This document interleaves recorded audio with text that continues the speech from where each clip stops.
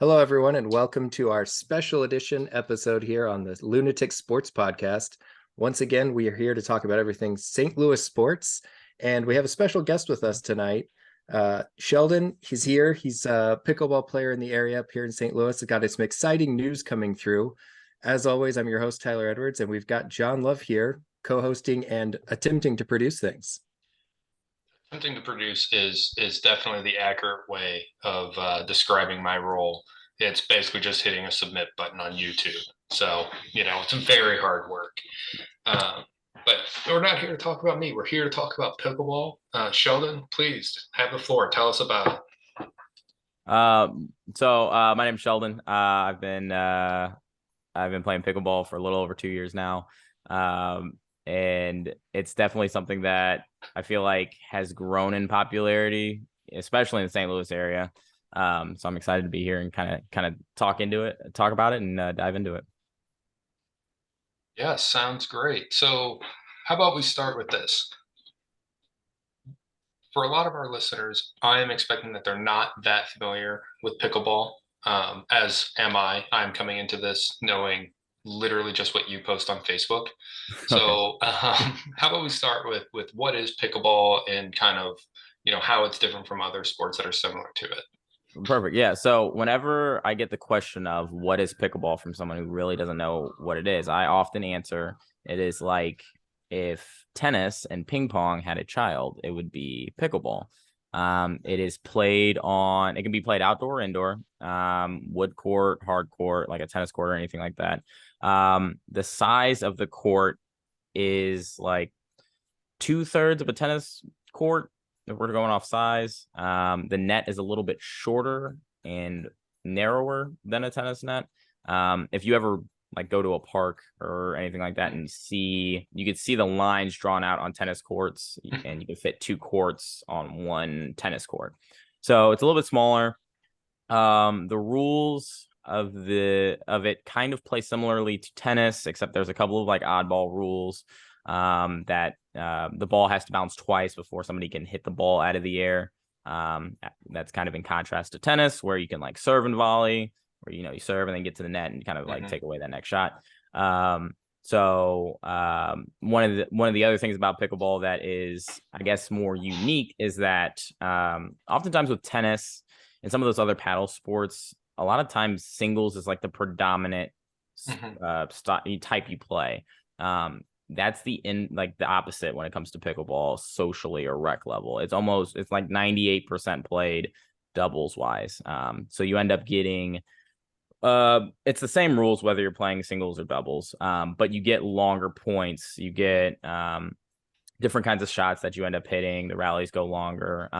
But with that comes more people on court that you make more connections with, which brings that social aspect to the sport. And I think that's really kind of what's made pickleball kind of accelerate at the level that it has in popularity, because you get 4 people on court and it's really easy to pick up a paddle and go over the general rules of the game, learn about the kitchen and learn about the 2 bounce rule. And after that, you're hitting the ball over the net and having a good time. So, yeah. So a lot of something fun. So again, you got pulled into pickleball. Again, a lot of our listeners aren't going to know this, but you have a history with paddle sports or racket sports, if you will. Tell us a little bit about that.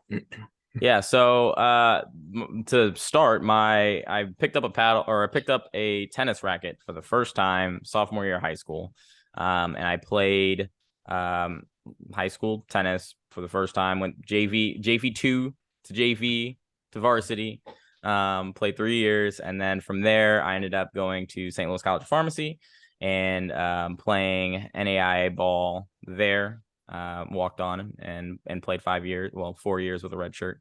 So that's how it all started. And then actually, before that, getting introduced to pickleball, my high school, Parkway South, every year had a pickleball tournament at the end of the year, like in March, that the entire school would show out for. Teachers, staff, students, they would all sign up for this. It'd be a 2-day tournament, like 70 teams strong. It was awesome.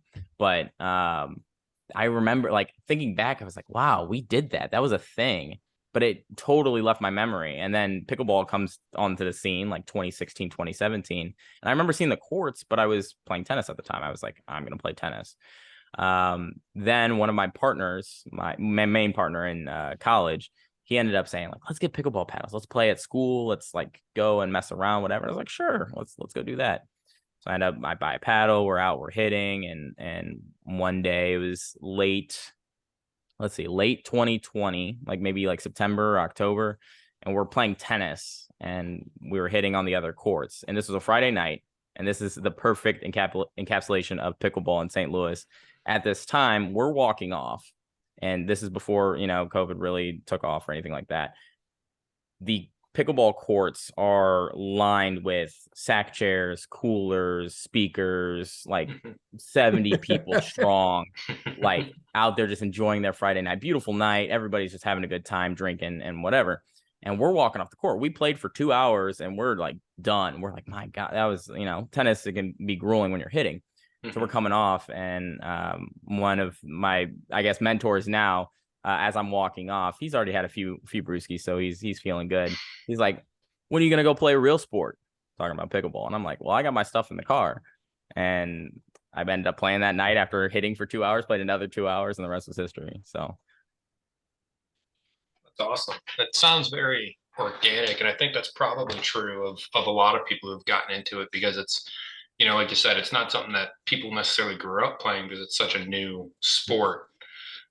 I'm really amazed that it was a thing, 10 plus years ago, or however long it's been since you were in high school. My earliest memories of it are probably 4 or 5 years ago. Yeah, like that, my memories before, like seeing it at parks, like, because I never saw lines, I never saw nets at parks before, 4 or 5 years ago, but it was always like a gym game. Like everybody was like, oh, I remember that from gym. Like apparently I don't ever remember playing it in gym. I never took gym at Parkway South. Long story. I didn't have to. But I never like went through the gym unit. So I never knew of pickleball outside of this random tournament. So I was like, right. That's how everybody, I guess, came to learn about pickleball. But then like, Sure. It just disappeared from everybody's memory for 8 years before it came back. I've played pickleball. I've played it a few times. My best childhood friend and I used to hit tennis balls back and forth. Never very good. Still not very good at pickleball, and that's always been fun. But something that I've caught on some of your streams and I'm kind of curious about, and I haven't paid close enough attention on the courts, is when playing doubles, does the net actually go all the way to the edges, or is there like a gap there? Because I see a lot of those little dip shots that I've seen you post on your highlights. Is that you putting spin on that, or is that actually like the court's a little bit wider than the net there are? Yeah, so it depends on the court. So the dimensions of the court will be the same no matter where you play, but sometimes you're playing on a temp net, which is like they roll it out and they put stoppers down. Sometimes it's like a heavier duty temporary net, and sometimes it's a permanent net. So sometimes it comes out a little bit wider than the actual court dimensions. More often than not, it does at least extend out past the court width wise. How far, that kind of depends, and it also depends on like if you have neighboring courts next to you, how wide it goes. So those shots you end up seeing me hit sometimes or see other people hit, those are called ATPs, or around the posts, and it's a shot that is legal in a lot of racket sports. I don't know of a racket sport that isn't legal, where oftentimes you think you have to hit the ball over the net, but you can technically hit the ball around the net or around the net post into the court. So in those instances where the ball essentially is being hit out wide, if you let the ball drop a little bit, sometimes you have to apply spin, but if it drops enough, you can actually have a direct angle just to hit straight down at that ball, to hit it and cut off that angle, as opposed to worrying about the net being in your way. Now, kind of a spin-off of that, a question I came up with just now. Is the ball you're using like a tennis ball then, or is it like its own ball for pickleball, or what is that? It's a great question. It's like a reinforced wiffle ball. So if you've never seen one, that's the best way I can describe it. It like, a wiffle ball, like you can squeeze a wiffle ball, and it's really thin plastic. You can't really squeeze a pickleball. I mean, you probably could if you tried hard enough, but it's a hard ball. If you were to drop it, it wouldn't carry them up really high. It probably, like if you dropped it at your chest, it'd probably bounce up to your knees. But it's got holes throughout. So the outdoor balls will have more holes to kind of negate the wind. Indoor balls, which there's a distinction. Indoor balls are more thin, and they have less holes because they don't have to worry about the wind. So yeah, I would say think reinforced wiffle ball, and they're usually bright yellow or green. Gotcha. You know, Thank you. John, do you know who would be able to squeeze one of those pickleballs, even though it's reinforced, and still be able to crush it? Pete Alonso, because he's a big, strong guy. Big, strong guy. That's right. We Put one can't of make those it in through a an hospital. episode without making a Pete Alonso reference. It's St. Louis-based sports and Pete Alonso. So you also mentioned that kind of the social aspect of the game, and so I kind of wanted to ask you what the pickleball community is like. Is it very supportive? Is it really friendly? Which it sounds like it is based off of what you said so far, or is it like more of like a competitive nature, or kind of like a mix of both? I would definitely say there's a mix of both. It really depends on essentially what you're doing. So let's say you're getting into pickleball for the first time. Mhm. You're going to a park and just wanting to play with random people, because that's a cool thing about the community in general. I noticed this from a lot of cities, but particularly in St. Louis, most parks you go to have what's known as paddle stacking, where you Mhm. go and you can put your paddle in a group, and once that paddle has 4, you get the next available court and you play together. So it's not necessarily like you have to have your own foursome and show up and play.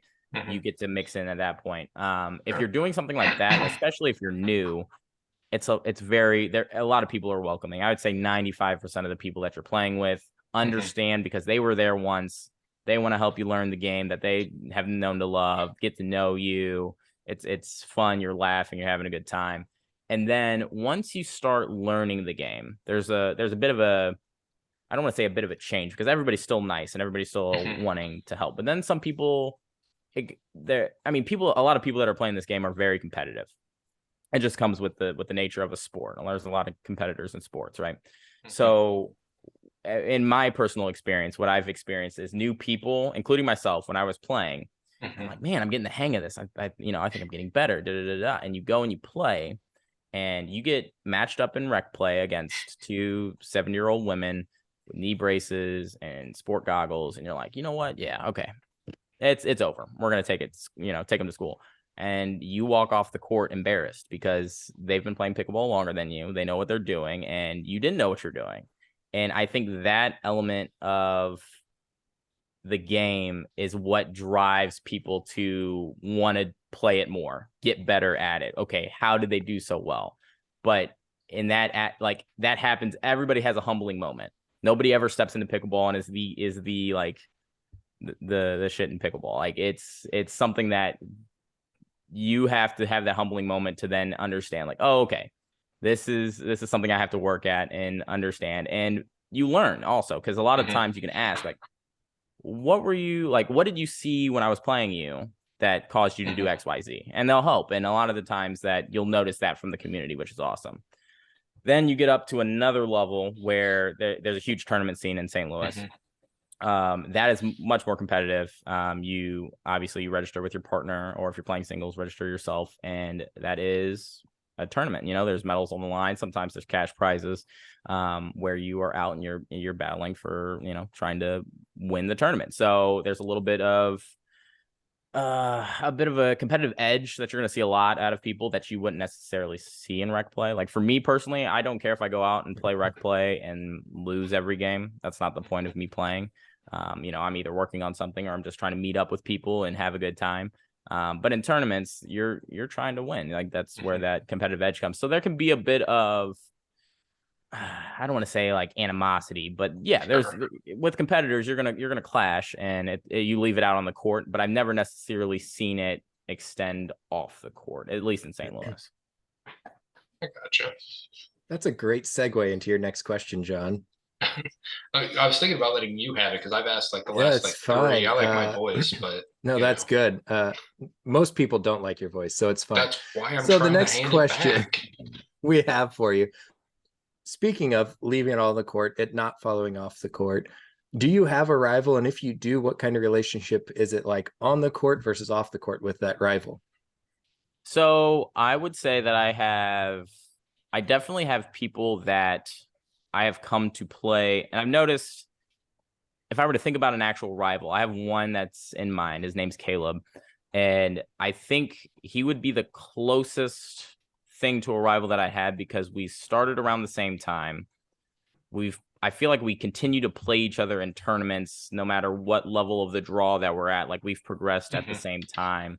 And we have yet to get to the point where we could play a tournament together. It seemed like every time it would like fall through. But there would be like the reason why I'd consider him a rival is because when I'm on court, I am very fiery. I'm very animated. I fist pump. I come on.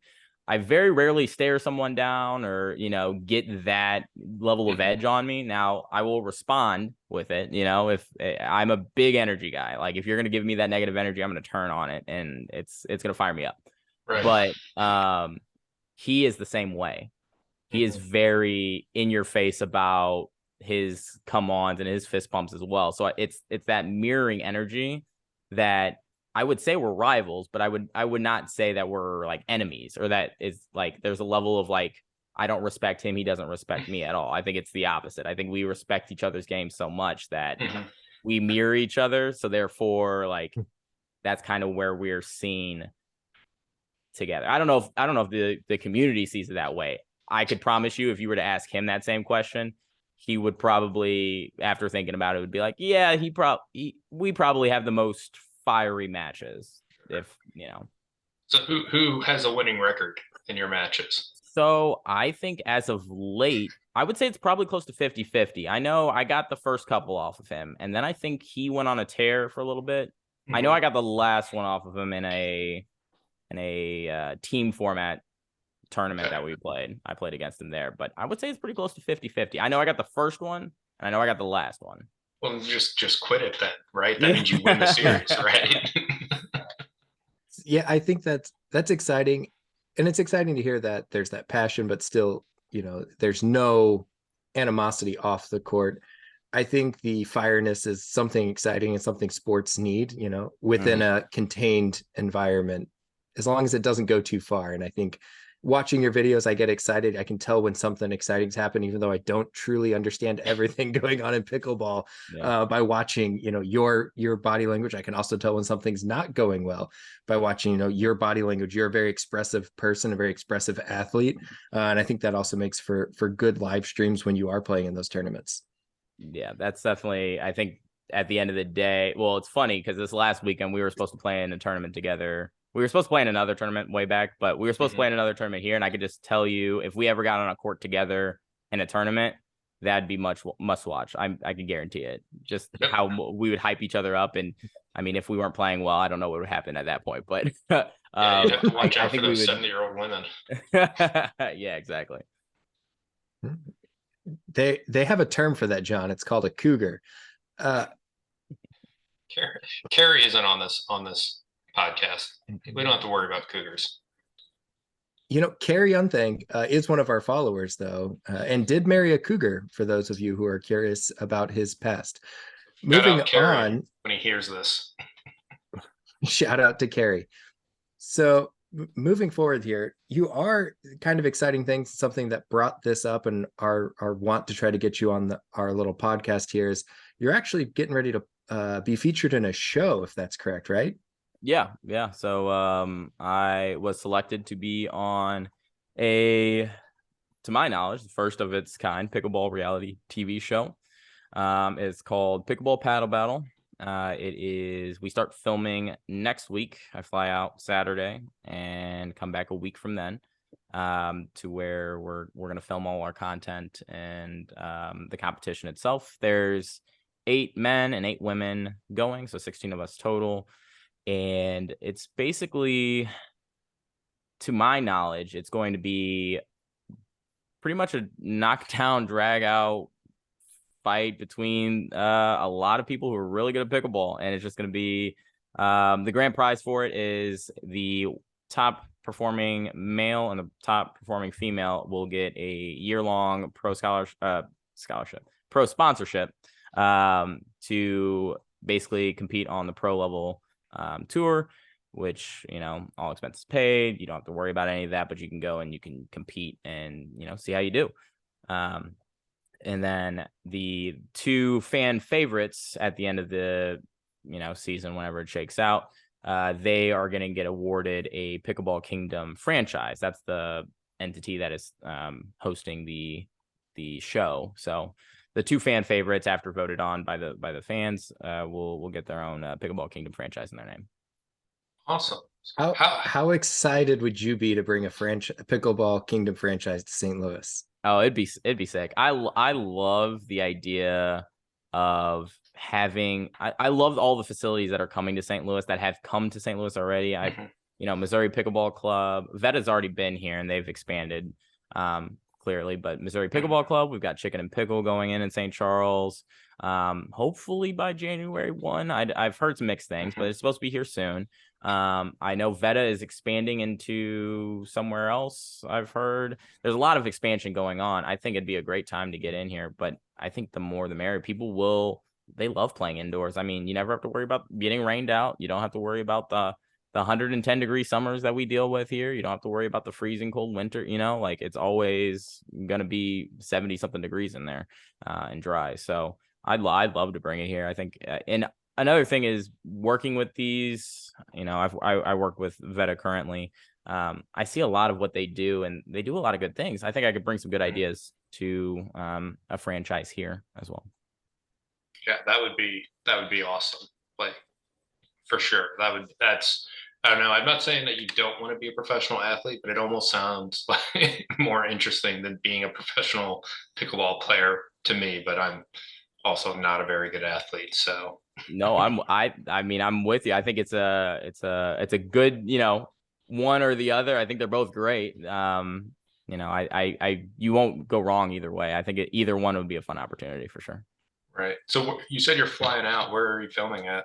Yeah, so it'll be in Chandler, Arizona. So 25-ish minutes southeast of Phoenix. So I think it's in the Phoenix metro area. I'm assuming like downtown St. Louis to Fenton is what Chandler is to Phoenix. Right. Yeah, I've spent I some know time about that Phoenix, Fenton to downtown drive. Yeah.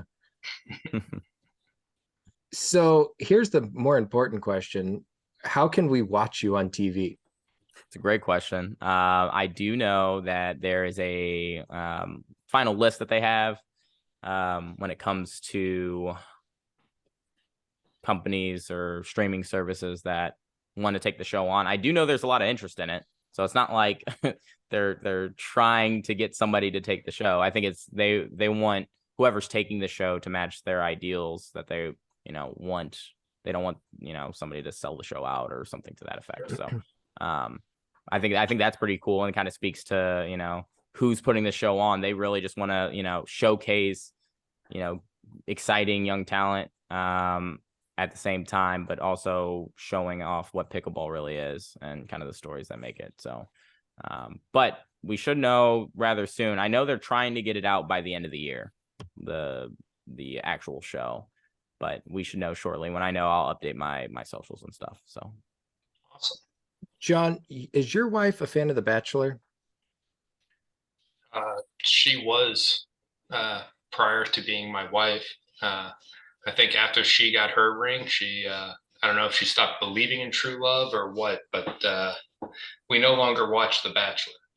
That's all I know. It's probably because you ruined everything. She realizes that marriage is a scam.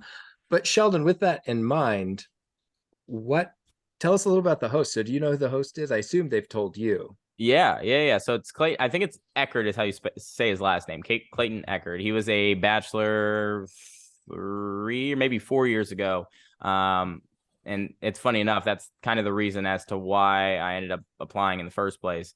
But he was the Bachelor from Eureka. That's where his hometown was, and that was kind of that's how most people. Yes, exactly. So he's gonna be hosting the show, and he was a fun personality on there too. So I'm excited to meet him and kind of see what all this show is gonna be. Yeah. That's awesome. How long is the competition gonna last? Like, is it a week? Is that what you said? I think it's a week. But yeah, how in regards to what all entails, if there's a limit, I don't know. I couldn't even disclose, but if I don't even know yet. So I think they're gonna let us kind of figure that out on the fly. So Sure. All right. Yeah. And for any of you listeners out there, that means you need to keep track of this and you need to make sure you're voting for Sheldon so that he wins that fan vote, because we would love nothing more than for St. Louis to win another fan vote. We know we've already got the best fans for we punch well above our weight in the sports fan race as far as St. Louis goes. Best fans in pickleball? hey, I like Best it. fans in pickleball. Let's I do like it. All right. So I've got a few questions here, less related to pickleball here. So bear with me, but if you had to pick one St. Louis sports franchise, who would you say is your favorite? It's tough because I'm a huge sports fan in general, but I'm an even bigger St. Louis sports fan. That's if you I don't know if you looked at the bio that the show posted. That's like what they said that I was. Like, I'm a huge sports fan, especially with St. Louis. I wear my city on my sleeve. I have a hard time not saying the Cardinals. It's the way that I look at it is, if you were to take a franchise away, shout out Stan Kroenke, like, where would it hurt the most for the city? I think if there wasn't Cardinals baseball to get us through the brutal winters that we have here, just the thought of, oh my God, opening day, let's just get to April, let's see. Spring training is damn near a local holiday here, when we're watching spring training games. I don't know many other cities that you can go to a bar and they've got the spring training games on in the bar. So it's rooted in our culture, from you come from any walk of life, but you're involved in the Cardinals, whether you're going to games or watching or simply wearing the jerseys or wearing the hats, so I'd say the Cardinals. I love that he asked you that question when neither he nor I have answered that question on this show. So Really? if anybody else on the show would like to know, that would also be my answers, the Cardinals. So all of my early child pro sporting event, any memory I have is the Cardinals. I remember getting to see Ozzy do backflips, watching him both on the TV on opening day. And one year my dad actually got us to opening day. We got to see Ozzy do the backflip at opening day. That is actually my earliest, professional sports memory. And so, as much hate as I have potentially rained down on doubt on the Cardinals this season, less so on the podcast, much more so in real life on my frustrations with the Cardinals. We've definitely tried to focus since we started the podcast on what's, the new and up and coming young people, but Cardinals baseball forever and always will have a dear place in my heart. And, they can, as they say in certain movies, they can pry it from my cold, dead hands if they want to try to take the Cardinals out of here. So yeah. Don't get me wrong. I love St. Louis City soccer, being the new kid on the block, always been a soccer fan. And the Blues, I remember watching Blues games with my dad growing up as well. I remember watching Kachuk, and I remember watching Al McInnes, and I remember watching those teams and, just constantly in the playoffs and constantly never getting to where we needed to be until we finally did. And God bless Brett Hull for making us showing how we all felt inside and how we all wanted to party, at the very least, with the Blues winning that Stanley Cup. All right, John, who's the mascot of St. Louis right now? Forever, the mascot of St. Louis. Cardinals as well. Love the Blues, love City. This year's City, I think, has been number one in our hearts because they've been awesome, and it's new, and it's something we've waited for a long time. And the Blues and the Cardinals have underperformed. But for me, it's the Cardinals, and for a lot of the same reasons both of you guys said. Growing up, watching my earliest sports memories also are Cardinals baseball. My great grandmother, was actually a St. Louis Browns season ticket holder. And then they left. And so she switched over to the Cardinals and then indoctrinated my mother into the Cardinals, who then passed it on to me. So really, I am just very thankful that the Browns became the Orioles, because I have had a much better sports fandom life over the last 30 years of rooting for the Cardinals instead of the Orioles, this year notwithstanding. who, funnily enough, is who we're playing right now, is the Orioles. But yeah, so don't definitely look the at that Cardinals. Spock score line from tonight. Yeah. So Yeah, it was here's rough. another.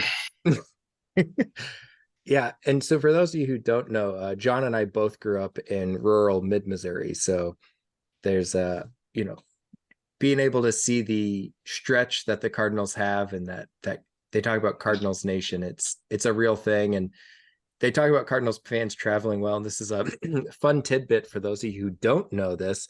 The reason that Cardinals tend to have a very big following out west is for a long time the Cardinals were the furthest team west. And so they used to broadcast all the Cardinals games all over the western half of the United States. So when you go out west and you're like, oh wow, there's all these Cardinals fans, it's because their great grandparents, whatever, were Cardinals fans, and they started following the team because it was the only team they could hear on the radio back then. Wow, So I didn't know that. fun tidbit, random sports trivia that I have in the back of my head. So doesn't do me much good other than here. So I guess there's a use for it now. That's the whole reason we started this podcast, was so that way he could say that one line. This will probably be the last episode because he's achieved his goal. We can just shut it down. There we go. All right, Sheldon, I've got 3 questions and I'm going to put you on the clock. So I want to try to get answers quick, and you can give me a reason after you give me a yes or no. Okay. But I want to see if you can get me the yes or no quickly here. So Okay. first question might be the easiest of the bunch. Do you think St. Louis City keeps the 1 seed in the West? Yes. Any thoughts deeper on that other than I know form. I don't want to say form has been shaky. I think we've had an incredible run. I mean, the way that it's shaken out, we've definitely overperformed. But I think our style of play, although it's coming, it's hard to play against. And when I think half of our issue in our less than stellar performances have been our lineups, our starting 11s that we throw out there. So I honestly think he's just he wants to see what he has in some of these matchups. I don't blame him for trying it now. I think he shores up and we get some more consistent starting 11s here. People get healthier, and I think we hold on to, what do we have, a 4.5-point lead right now? We actually have a 7-point lead. 7? Oh wow, okay. Yeah, so yeah, up to 7, and that is a common. The Coach Carnell's decision making is a common topic for us, so that's why I was laughing there. We love him, and we are so thankful for him. But we do question a lot of decisions. Yes. Okay. Totally agree. Next question. That's our job as couch, or if you're in the stadium viewers, is to question the coach, because we have no ramifications for our decisions. Right. Next question: do the Blues make the playoffs this year? God, I hope so. If you're going to put me on the spot, I'm going to say yes. I think that given how poorly we played, I have to imagine that our defense rebounds. But last year, just to give my little hot take, or not hot take, but my little opinion on it, the defense's issues were compounded by our forwards not doing their jobs, just not crossing their T's and dotting their I's. I think this year, revamped approach, we realized it didn't work for us last time, including a rebound year from a couple of our defensemen. Maybe we make a big trade. Regardless, I just think we overall improve. I think Bennington hasn't really lost too much of a step. I think we'll be all right. So I say we make the playoffs. Now, do we make a huge run? Do we have that in us? I don't know. I think we make it in. I'm hopeful that we will. I think we have a real shot at it. And again, we're going to have some big, more Blues focused podcasts coming up. So if you're a Blues fan, stay tuned.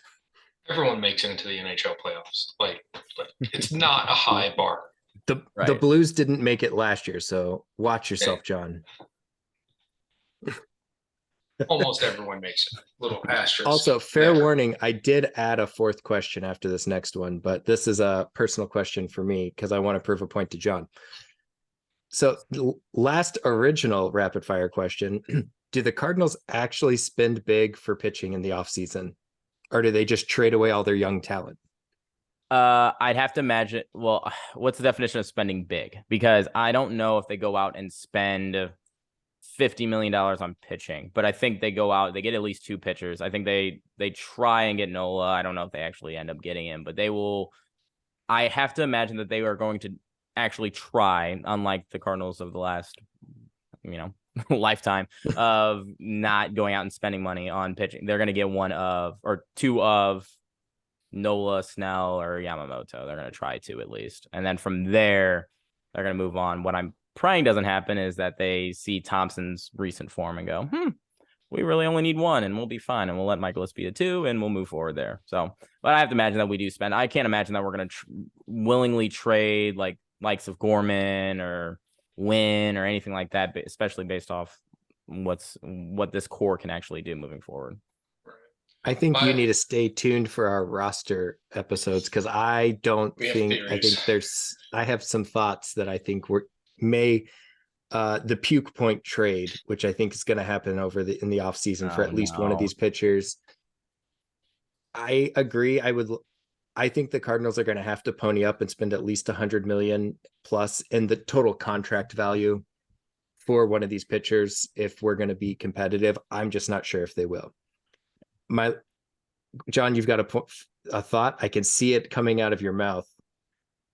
I have 2 thoughts. Number 1, and we're going to talk more about this later, I'm hopeful that all these infielders that we don't have room for in the major league level that we just acquired in these trades for our, who were our best pitchers, I'm hoping that that's who they trade out. Unless one of them has really shown that they can replace guys that we're already calling up and are young. And you're looking at Walker, Gorman, Wynn there specifically.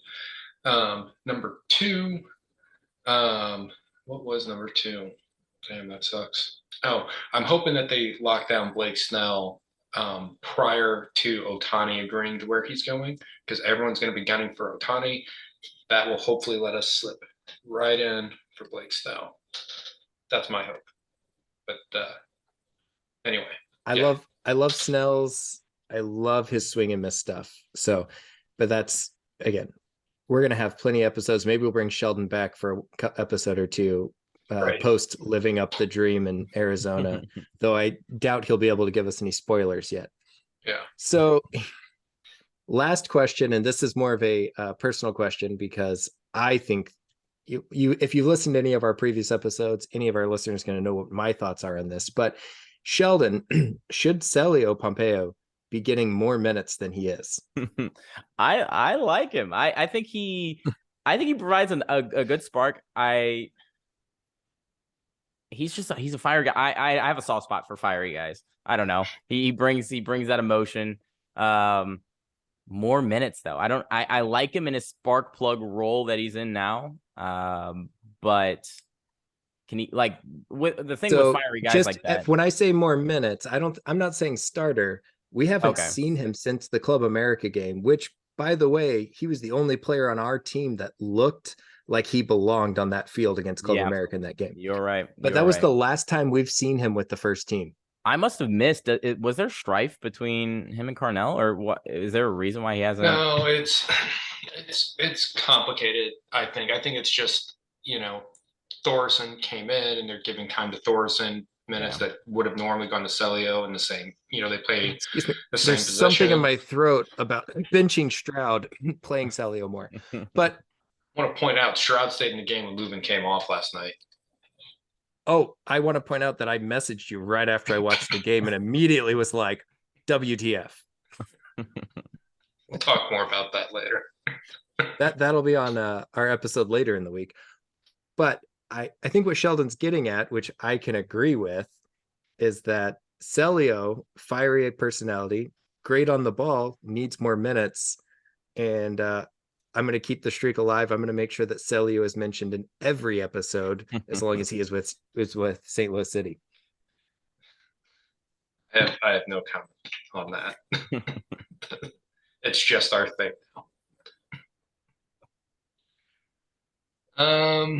Let's see. I think that's it kind of for our prepared questions. Obviously you have the show coming up. You have a Facebook page. You have, I'm guessing, other socials as well.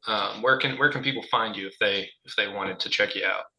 Yeah, so I have a Facebook and an Instagram that I post to pretty much daily as of now. I think I will have to have a week hiatus for when I'm filming, but afterwards I'm still gonna upload probably daily, if not every other day.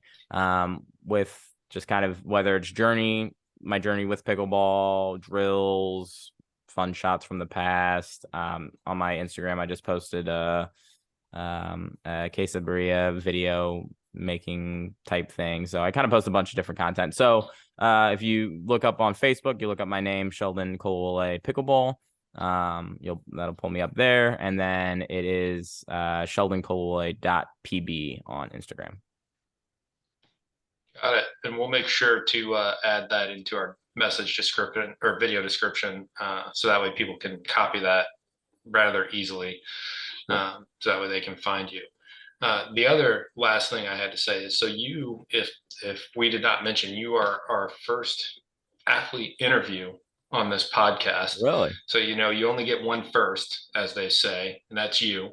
So, when you make it big, we can look back and say that it was all because of this podcast. So, well, I am honored. I am genuinely honored. This has been a blast. Definitely would love to come back on and talk sports. I'm as big of a sports fan, especially in St. Louis, as it comes. So feel free to drop a line and I'll get back in here.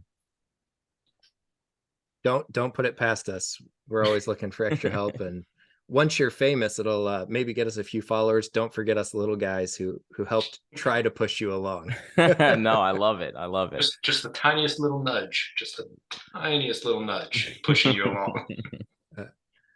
With that in mind, we'll go ahead and get this wrapped up. So for all of you listeners out there, thanks for coming in. If you want to keep seeing content, be sure to like our videos, subscribe. You can find us on YouTube, Apple Podcasts, and Spotify, as well as we do have our Facebook page, Instagram, and Twitter. X, sorry, because that's how they do things now. We look forward to next time and look forward to our next video coming out later this week. Have a good one, guys.